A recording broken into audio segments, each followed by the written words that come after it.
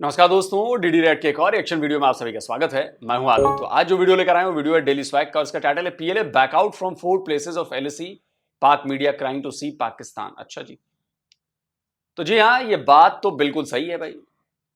तो हुआ कुछ ऐसा कि अजित डोभाल और जो भारत के एनएसए हैं, नेशनल सिक्योरिटी एडवाइजर, और जो चाइना के फॉरेन मिनिस्टर हैं, उनकी मुलाकात हुई और उनकी मुलाकात के अगले ही दिन ये खबर आ गई कि ये स्क्रीनशॉट लगाया है, ये देख लीजिएगा कि चाइना ने 4 जगहों से अपनी सेनाएं पीछे कर ली और भारत ने भी कर ली। मतलब डिसएंगेजमेंट इन 4 प्लेसेस से हो गई है। उनमें पैंगोंग लेक भी है और भी कई जगह पे है। हालांकि अभी भी कई इलाकों पर अभी मामला बना हुआ है। तो पीछे भी हमने देखा है कि कई जगहों से डिसएंगेजमेंट हुई है। ये ताज़ा डिसएंगेजमेंट ये हो गई है। तो मुझे लग रहा है कि आने वाले कुछ टाइम में आपको खबर मिल जाएगी कि पूरी तरह से डिसएंगेजमेंट हो गई है और मामला जो है वो नॉर्मल हो गया है एलएसी पर। तो जाहिर सी बात है, पाकिस्तान के लोग तो इसको अच्छा से नहीं देखेंगे। उनको लगेगा अरे यार, ये इन्होंने लड़ाई क्यों नहीं छेड़ी, भारत के साथ लड़ाई होती, भारत का नुकसान होता, हमारा कितना मज़ा आता, और चाइना हमारा तो बहुत बड़ा दोस्त है। अरे चाइना से याद आया, अभी मेंस हॉकी एशियन चैंपियनशिप चल रही है, वहाँ चाइना ने जो पाकिस्तान को धो दिया यार। बेचारा पाकिस्तान भारत से भी हारा, पहले पाकिस्तान भारत से भी हारा, उसके बाद चाइना से भी हार गया, और इधर चाइना पहुंच गया फाइनल में, इधर से भारत।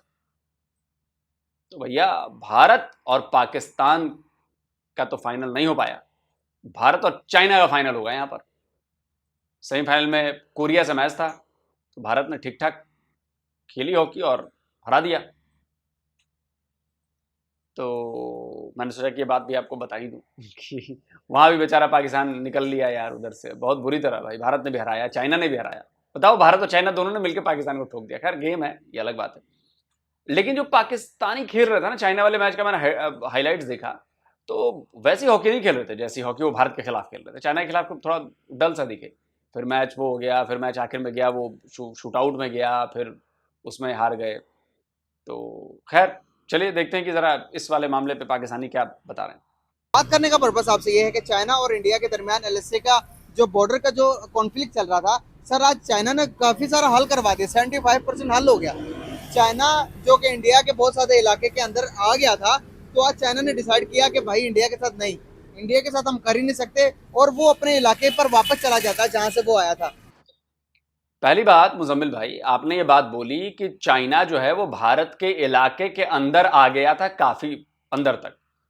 तो प्लीज मैं आपसे कहूंगा कि इस पर कोई सबूत दीजिए, कोई बताइए कि कहां कोई सैटेलाइट इमेज है कि चाइनीज आर्मी जो है वो भारतीय इलाके में घुस गई थी। देखिए, आपको समझना पड़ेगा, भारत की क्लेम लाइन चाइना के काफी अंदर तक है, चाइना की क्लेम लाइन भारत के काफी अंदर तक है, और इन दोनों के बीच एक actual line of actual control है कि मतलब कहां पे दोनों बैठे हुए हैं।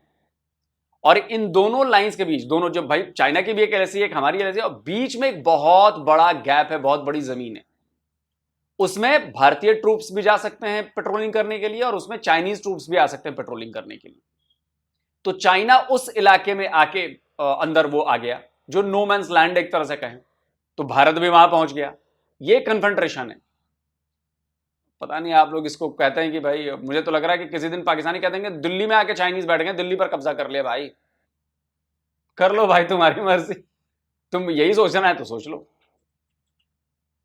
क्या हो गया कि क्या चाइना को समझ आ गई कि भाई इंडिया के साथ बिगाड़ कर मजीद हम डेवलप नहीं कर सकते। अगर डेवलपमेंट करनी है तो दुनिया की अगर 1/3 आबादी, 1/3 डेवलपमेंट कंट्री, दुनिया की 5वीं बड़ी मैशत का साथ होना बहुत जरूरी है। क्या ये चीजें समझ आएगी चाइना को? देखें जी, बात बड़ी सीधी सी है। इस वक्त पूरी दुनिया में चाइना जो है वो माशी तौर पर, इक़्तिसादी तौर पर हुकूमत करना चाहता है जी। और वो लड़ाई वाले चक्रों में पड़ना ही नहीं चाहता। और चीनी कहावत भी है कि जिसको मुस्कुराना नहीं आता वो दुकान ना खोले। ओहो, अच्छा, सही। दूसरे नंबर पर अगर आप कड़वी कसीली बातें करेंगे तो अगर आप मिठाई भी बेच रहे हैं तो गुस्से वाले बंदे से कोई मिठाई भी नहीं लेगा, क्योंकि उसने समझ लिया है कि मैंने पूरी दुनिया पर अपनी मईशत की धाक बिठानी है और मैंने अपने कारोबार को आगे बढ़ाना है। लड़ाई झगड़ा इसका हल नहीं है।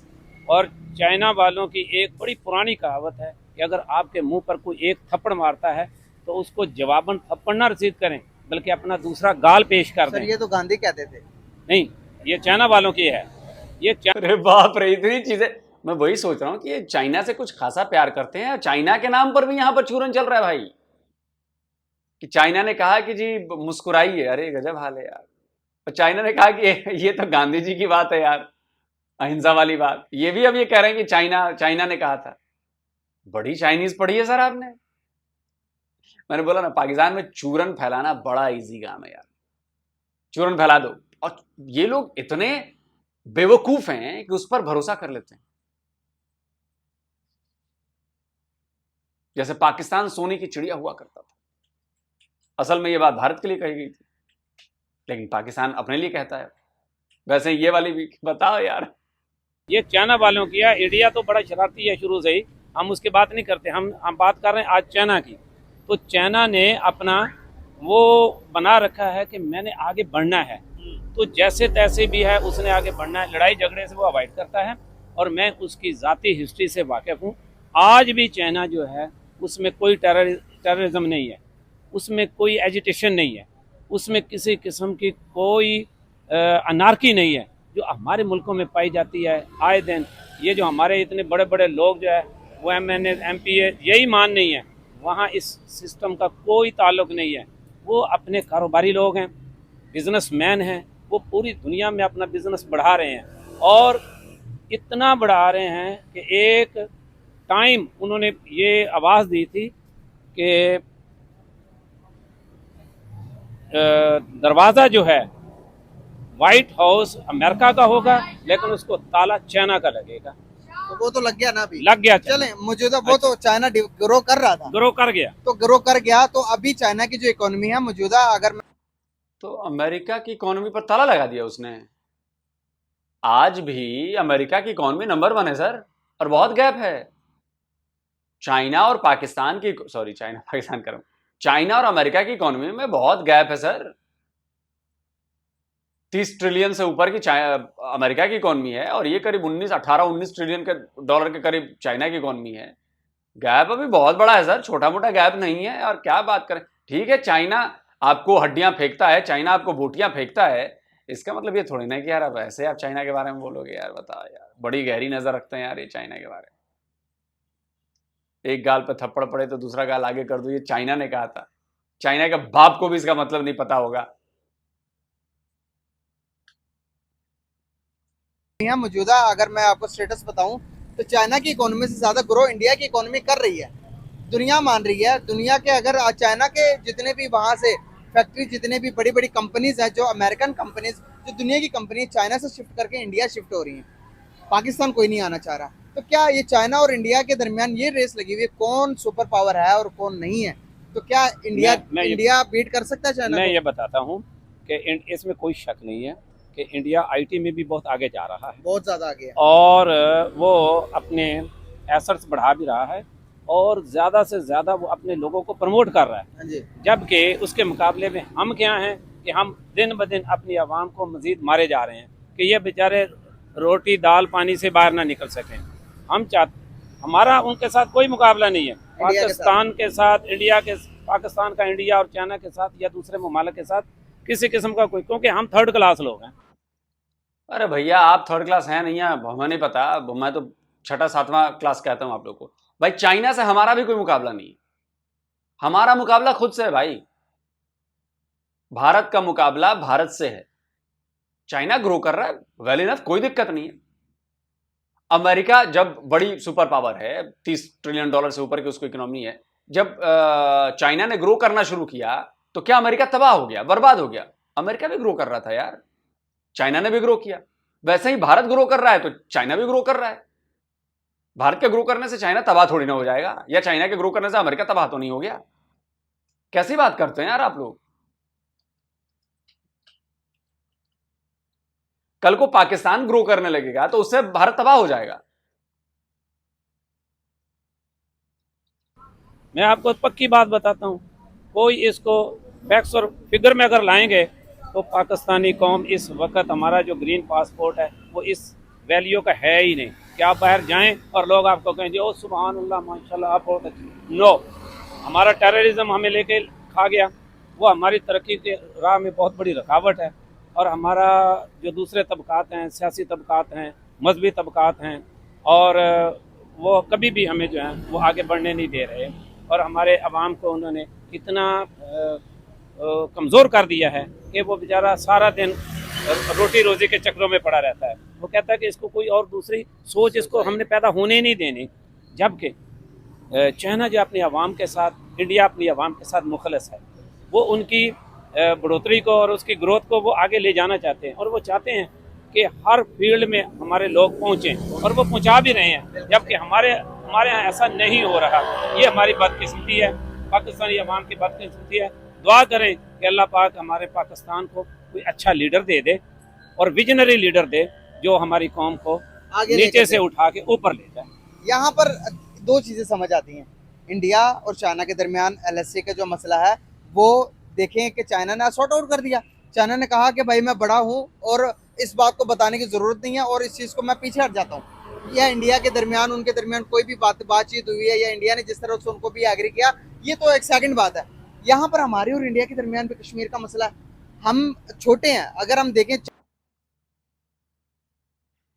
आपको क्या लगता है, चाइना और भारत के बीच 23-24 राउंड से ज़्यादा की बातचीत हो चुकी है, जो मिलिट्री कोर कमांडर लेवल की जो बातचीत है, आइडिया है आपको? और आपको लगता है चाइना ने कहा होगा अच्छा हम बड़े हैं तो हम पीछे हट जाते हैं? बड़े बचपने वाली बातें करते हो यार मुज़म्मिल भाई। जो डंडा इंडिया ने किया है ना, ये उस डंडे का असर है। जो मिरर डिप्लॉयमेंट हुई है ना, ये उसका असर है। चाइना को भी समझ में आ गया है कि बेटा एक गलत हरकत की और इस बार बहुत बुरी पड़ने वाली है। जीत हार देखिए लड़ाई में ना बाद की बात होती है। जीत हार का मतलब ये नहीं होता कि चाइना भारत पर कब्जा कर लेगा और भारत चाइना पर कब्जा कर लेगा। जीत हार का मतलब होता है कि किसका ज्यादा नुकसान हुआ और किसका बड़ा नुकसान हुआ। वो हारता है, उसको हार कही जाएगी, और जिसका कम नुकसान हुआ, जिसका बहुत कुछ उसने डिफेंड कर लिया, वो जीतता है।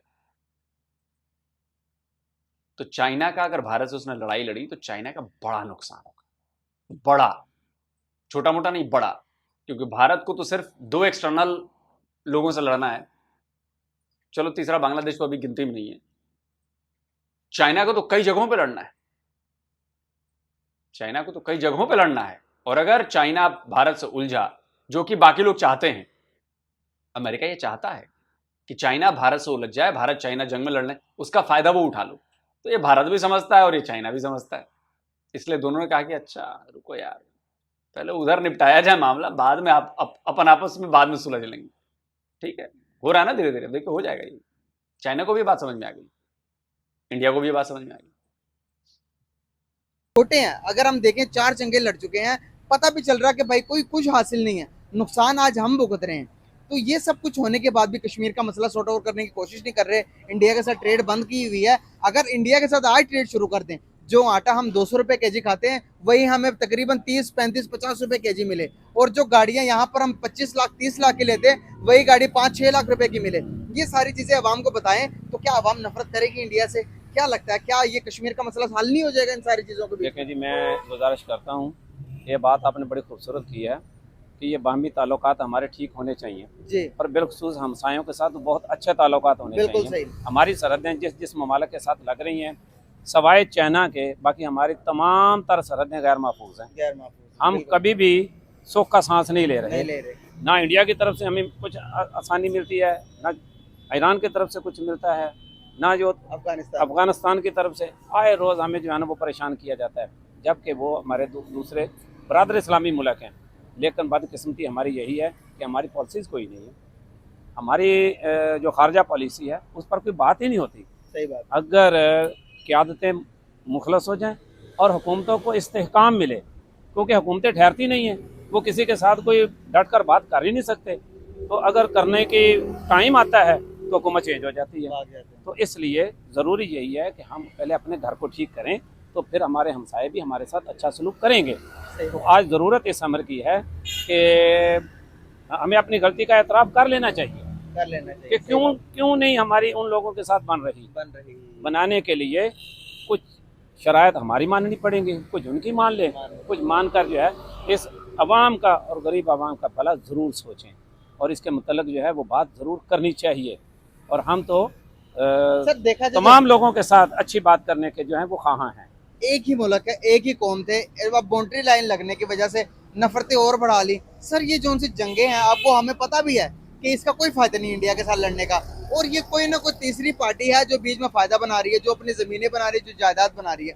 आपको नहीं लगता कि आवाम को बढ़ चढ़कर नफरतों का बीज जो बोया जाता है आवाम के अंदर, एक ही बात की जाती है कश्मीरियों को दर्द, जो पाकिस्तान के मौजूदा हालात हैं, क्या आपको नहीं लगता कि कश्मीरों से भी कहीं बढ़कर जो मौजूदा हालात जो पाकिस्तान के बिजली के बिलों से तंग है, जो कि अवाम जो बिल ना अदा कर सके खुदकुशी कर रहे हैं, ये दर्द बड़ा या कश्मीर का दर्द बड़ा हमारे लिए? मैं अर्ज करता हूँ, देखें ये अपनी अपनी हदूद में रहकर ही बात की जाती है। हम अवाम जो हैं वो एक दूसरे से नफरत नहीं करते। हाँ जी, ये सारे का सारा चक्कर कोई और है, कोई और वो जो ताकतें, नादीदा ताकतें जिन्हें कहते हैं, जो नज़र नहीं आती, उनका ताल्लुक है। हमारे अवाम तो आज भी इंडिया वाले इधर आते हैं या हम उधर जाते हैं, तो आप यकीन जाने हम एक दूसरे को हार पहनाते हैं, एक दूसरे के। कैसी बातें करते हैं यार आप लोग। आप अपने बच्चों के दिलों में जहर भर रहे हैं और आप कहते हैं कि आवाम एक दूसरे से मोहब्बत करती है। घंटा मोहब्बत करती है जी। जो बचपन से अपने बच्चों के जहन में नफरत भर रहे हैं, बड़े होकर वो अल तकिया में कहते हैं कि नहीं, चूंकि अभी हमारी जरूरत है, भारत से संबंध अच्छे हो जाएंगे तो हमारा फायदा हो जाएगा, तो रुको जरा अल तकिया का इस्तेमाल करते हैं और कहते हैं कि आवाम के बीच में दुश्मनी नहीं। मैं आपके बच्चों की बातें सुनाता हूं, सुनिए। मुझे ये बताओ कि इंडिया का नाम सुनते ही पहली चीज दिमाग में क्या आती है? दिल तो मेरा ये करता है, गुस्सा आता है, बम लेके ना ब्लास्ट कर दूं, बस खत्म कर दे। अभी जाएंगे तो जब जाएंगे ना बैग में बम लेके जाऊंगा ज्यादा सारे। ओ भाई तू तो चलता फिरता एटम बॉम्ब है, मुझे तो लगता है यहीं पे फट जाएगा। नहीं, पर ब्लास्ट कर देना है, सबको मार देना है। उड़ाने को दिल करता हूँ। उड़ाने को दिल करता है, क्या वजह है? वैसे ही नफरत बहुत दिल में उनके है हमारे लिए। हमें वो समझते हैं डरपोक आदमी, हम अच्छा। डरने वाले किसी से नहीं है। हाँ। अगर उनमें दम है तो चैलेंज करके देख लें। इंडिया भी बच्चा है हमारे लिए, जाएंगे तो इंशाल्लाह उनको मारने के लिए जाएंगे जब भी जाएंगे। बस फाइनल और लास्ट बार। पुराने आप पाक को नहीं मानते, ये पूजा करते हैं। कि इंडिया के बारे में जब आपसे कोई पूछे, मैं ये भी पूछ रहा हूँ, तो क्या सोचते हो, क्या माइंड में आता है? हमारा दोस्त है, हमारा दुश्मन है, कैसे रिलेशन चाहते हो? इंडिया हमारा दुश्मन है, हम उनके साथ लड़ेंगे।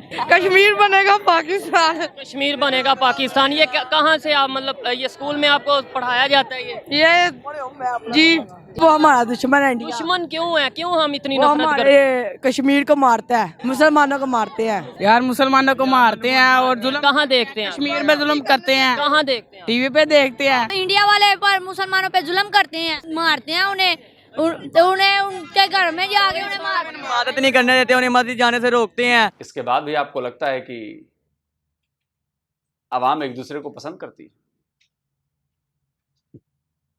एक दूसरे के साथ हम प्यार मोहब्बत की बात करते हैं, लेकिन मसला सिर्फ और सिर्फ यहाँ जो पैदा होता है वो हमारे ऊपर की क़यादतों का है कि वो हमें नफरतों के बीज बोकर किसी तरीके से भी हमें आगे बढ़ता हुआ देखना ही नहीं चाहते। वो कहते हैं कि हम इस आवाम को इतना मारें कि ये ऊपर सर उठा के जी ही ना सकें, ये देखें भी ना ऊपर की तरफ, ये इनको अपनी ही पड़ी रहे।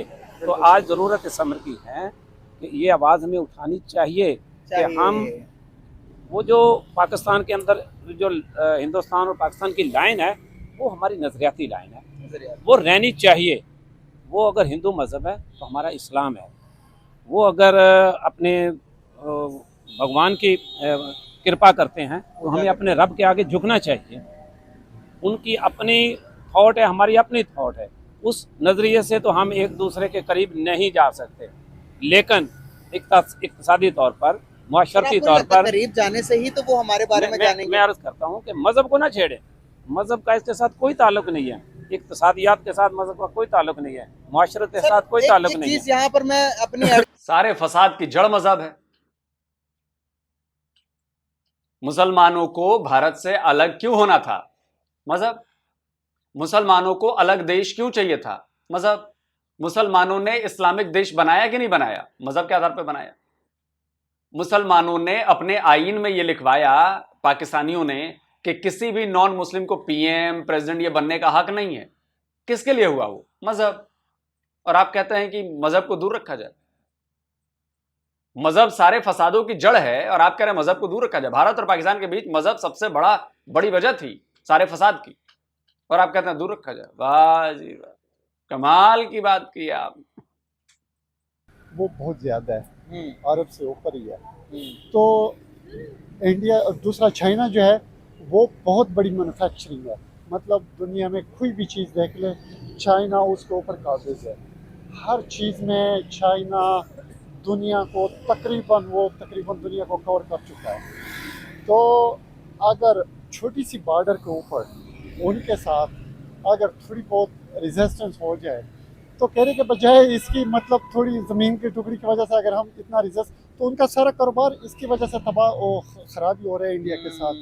तो मेरा जहाँ तक आइडिया है तो अपनी कारोबार पॉइंट ऑफ व्यू से उसने इसी बात पे कंप्रोमाइज़ कर चुका है कि भाई लड़ने झगड़ने से कुछ नहीं होता है। अब यहाँ पर ये चीज भी माननी पड़ेगी कि इंडिया पावर है, अभी चाइना को डर है इस बात का कि आने वाले टाइम के अंदर जिस तरह से इंडिया की इकोनॉमी ग्रो कर रही है, अगर आज की स्टेट्स देखें तो इंडिया की इकोनॉमी चाइना से ज्यादा ग्रो कर रही है। क्या चाइना को इस बात का भी खौफ होगा कि यार आज मैं इंडिया के साथ रिलेशन बेहतर करूं, आने वाले टाइम के अंदर इंडिया तो बड़ी इकोनॉमी बन ही रहा है, तो ये भी तो चीजें होंगी बीच में कुछ ना कुछ। मैं आपको एक बात बता देता हूँ, ये मुल्क अपनी आवाम की मफाद लेकर है। जैसे हमारे पास जो है इसकी कोई कॉन्सेप्ट नहीं है। वो कह रहे कि हमारा जो इंडिया के साथ बिल्कुल बॉर्डर है वो भी मतलब एक इमर्जिंग इकोनॉमी है, इकोनॉमी उनकी भी जा रही है, चाइना भी जा रहा है। तो आपस में अगर ये काम करते जाए, इनके बीच में ताल्लुक, इसकी बीच में इंटरेक्शन सही हो, तो मेरे ख्याल में इसी वजह से ये कोई डर वाली बात मुझे इसी बीच में कोई नहीं लग रहा। यहाँ पर अगर मैं चाइना की बात करूँ तो चाइना एक टाइम के अंदर कहता होता था कि इंडिया को कि भाई तुम मेरे जो लद्दाख का एरिया है, जो तिब्बत का एरिया, वो कहता वो मेरा, यहाँ पर इंडिया क्लेम करता मेरा। तो आज देखें कि जो कि चाइना को बात ये माननी ही पड़ी कि ये एरिया इंडिया का, तो आप इस पर। हमने कभी तिब्बत को क्लेम नहीं किया कि तिब्बत इंडिया का एरिया है, और चाइना ने तिब्बत पर कब्जा किया है, अटैक करके कब्जा किया, ये तो सब जानते हैं। जैसे बलूचिस्तान पर पाकिस्तान ने कब्जा किया, पाकिस्तान की फौज ने अटैक करके कब्जा किया, वैसे ही चाइना की फौज ने तिब्बत पर अटैक करके कब्जा किया, और फिर दलाई लामा को वहां से भागना पड़ा, फिर भारत ने उनको शरण दी, आज भी भारत में है वो। पूरा उनका कैबिनेट जो है तिब्बत की, वो एग्जाइल में है हमारे यहाँ।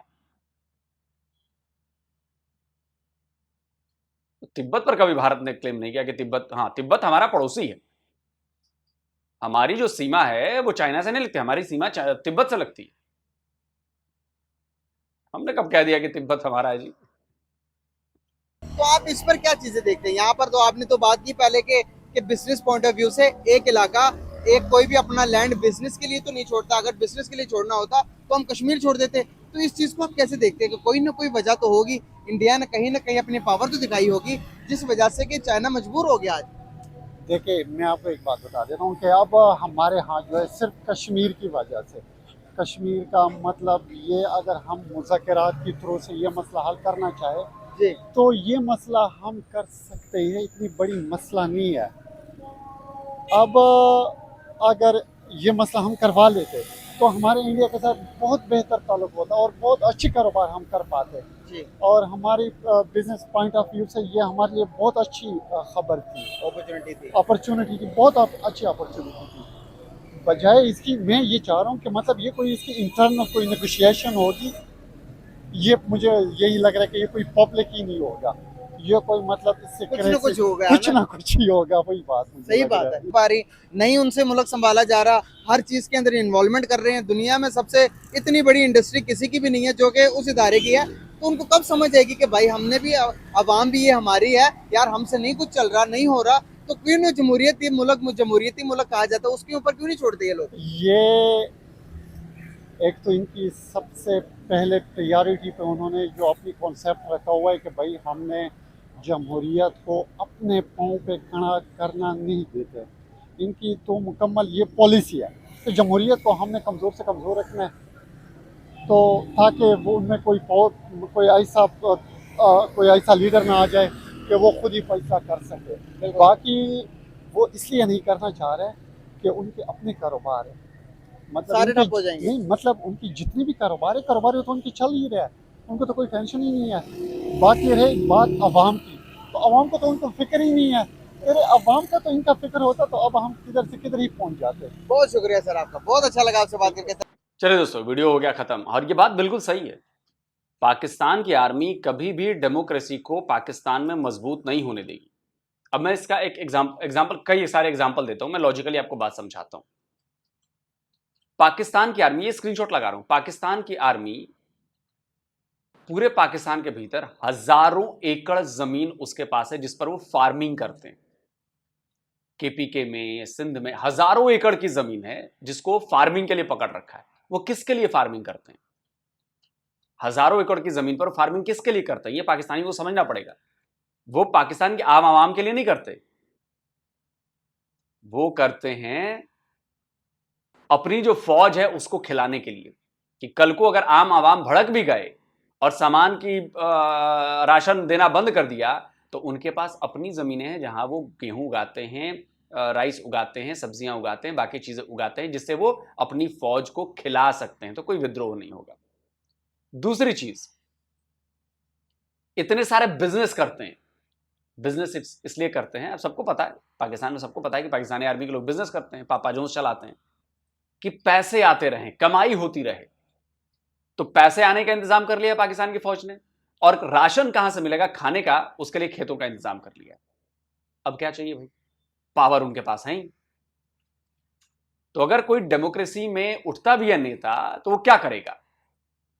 वो ना पाकिस्तानी फौज के हुक्का पानी बंद कर सकता है, ना उसकी कमाई बंद कर सकता है। पाकिस्तानी फौज ने अपना इंतजाम कर रखा है, और इसलिए, और चूंकि पाकिस्तानी फौज के आगे कहां टिकेंगे ये लोग?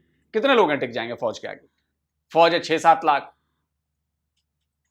नेता होंगे 1-2 लाख, कहां टिकेंगे वो? तो इसलिए पाकिस्तानी आर्मी ने बहुत बढ़िया से सेट कर रखा है पूरा गेम, और पूरा गेम उसके कंट्रोल में, पूरा गेम उसके कंट्रोल में, इसलिए वो कभी ऐसा नहीं होने देगा। और देखिए, रही बात भारत और चाइना के रिलेशन की, तो चाइना भी ये बात समझता है कि लड़ाई उसके हक में नहीं है, भारत भी ये बात समझता है कि लड़ाई उसके हक में नहीं है। लेकिन अगर मजबूरी में हम पर लड़ाई थोपी जाएगी, चाइना थोपेगा, तो हम तो लड़ेंगे ना। और उस लिहाज में भारत की तुलना में चीन का नुकसान बहुत ज्यादा होना है। चीन के पैसे बहुत ज्यादा खर्च हो रहे हैं अभी भी। LAC पर डिप्लॉयमेंट में अगर भारतीय सेना का 1,000 रुपया खर्च हो रहा है तो चाइना के 4,000 रुपये खर्च हो रहे हैं। 4 गुना ज्यादा खर्च हो रहा है, क्योंकि उनके लॉजिस्टिक पहुंचाने में ज्यादा खर्चा करना पड़ रहा है। उनके जहाज जब उड़ते हैं तिब्बत के ऊपर से, आते हैं फॉरवर्ड बेसिस पे, तो उनके जहाज 1/4 कैपेसिटी पे चलते हैं। ऑक्सीजन कम है, इसलिए ज्यादा बोझ नहीं ले सकते। अगर एक जहाज 1,000 किलो लेकर उड़ सकता है, तो ऐसे में वो 250 किलो ही लेकर उड़ेगा, क्योंकि ऑक्सीजन कम है। प्लेन उड़ ही नहीं पाएगा अगर वो 1,000 किलो लेकर जाएगा। तो कैपेसिटी से 4 गुना 1/4 लेकर आना, यानी कि जो चीज भारत एक बार में पहुंचा देगा, उतनी ही मात्रा की चीज चाइना को पहुंचाने के लिए 4 चक्कर लगाने पड़ेंगे। तो उसका कॉस्ट बढ़ रहा है, और करीब 3 साल हो रहे हैं। तो अगर मान लो हमने 1 अरब रुपए खर्च किए, तो चाइना के 4 अरब खर्च हो चुके हैं। तो चाइना को इसमें नुकसान भी दिख रहा है। तो बहुत बड़ी बात है, और ये अच्छे संकेत हैं कि भारत और चाइना के भी संबंध अच्छे हो रहे हैं और डिसएंगेजमेंट हो रही है, जो कि पाकिस्तान चाहता नहीं था, पाकिस्तानी चाहते नहीं थे। पाकिस्तानी तो भाई साहब कमेंट कर करके भर देते थे, लद्दाख पर कब्जा हो गया है, लद्दाख तो चाइना के पास चला गया है। अरे यार छोड़ो भाई, तुम लोग को रियलिटी नहीं पता। कब्जा हो गया होता तो ये चाइना डिसएंगेजमेंट न कर रहा होता। आप दोस्तों बताएं आप क्या कहते हैं। जल्दी मिलता हूं एक और नई वीडियो के साथ। नमस्कार, जय हिंद। तो अगर आप चाहते हैं मुझसे बात करना, मुझसे कोई सवाल पूछना, तो फैन कॉल पर आप मुझसे कनेक्ट हो सकते हैं। फैन कॉल में ये सुविधा है कि आप अपने हिसाब से वहां पर जाकर टाइम स्लॉट बुक कर सकते हैं कि आपको फलाने दिन मुझसे बात करनी है, फलाने टाइम पे मुझसे बात करनी है। लेकिन ये भी बता दूं कि ये पेड सर्विस है,